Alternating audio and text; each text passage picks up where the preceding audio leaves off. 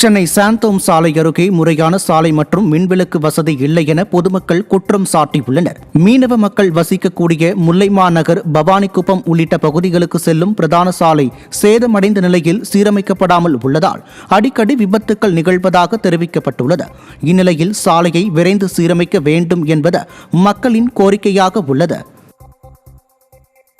இந்த ரோடு இதுக்கு முன்னாடி நல்லா இருந்தது. இந்த பில்டிங் அடிச்ச உடனே இந்த ரோடு எல்லாம் கொஞ்சம் டேமேஜ் ஆச்சு. அதனால இந்த ரோடு போடாதான் ரொம்ப நாளா கஷ்டப்பட்டிருக்காங்க ஜனங்க. இந்த 3 ஊர் இருக்கு: முல்லைமா நகர், பவானிக்குப்பம், நம்பிக்கை நகர், சீனிவாசபுரம். எல்லாமே ஸ்கூலுக்கு இந்த ரூட்டு தான். ஸோ அந்த ரோடு பிளாக் பண்ணணும். அதனால எல்லாமே இந்த வழியே தான் போறாங்க. இந்த ரோடு கொஞ்சம் நல்லா போட்டு கொடுத்தா கொஞ்சம் நல்லா இருக்கும்.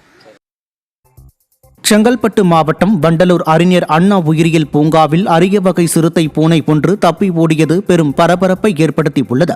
ஜம்மு காஷ்மீரில் இருந்து கடந்த மார்ச் மாதம் கொண்டு வரப்பட்டு தனிமையில் பராமரிக்கப்பட்டு வந்த ஒரு ஜோடி சிறுத்தை பூனைகள் பொதுமக்களின் பார்வைக்காக நரிகூண்டுக்கு இடமாற்றம் செய்யப்பட்ட போது பெண் சிறுத்தை பூனை தப்பித்து அருகே உள்ள காட்டுப்பகுதிக்குள் சென்றது.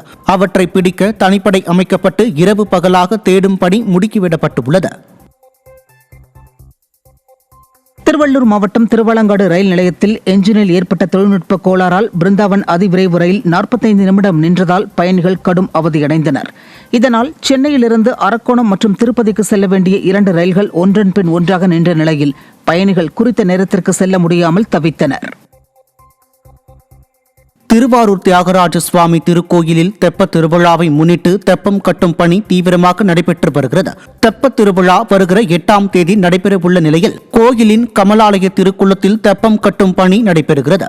50 அடி அகலம் மற்றும் 40 அடி உயரத்திற்கு பிரம்மாண்ட தெப்பம் அமைக்கப்பட்டு வரும் நிலையில் தெப்ப உற்சவத்தை காண மக்கள் ஆர்வம் கொண்டுள்ளனர்.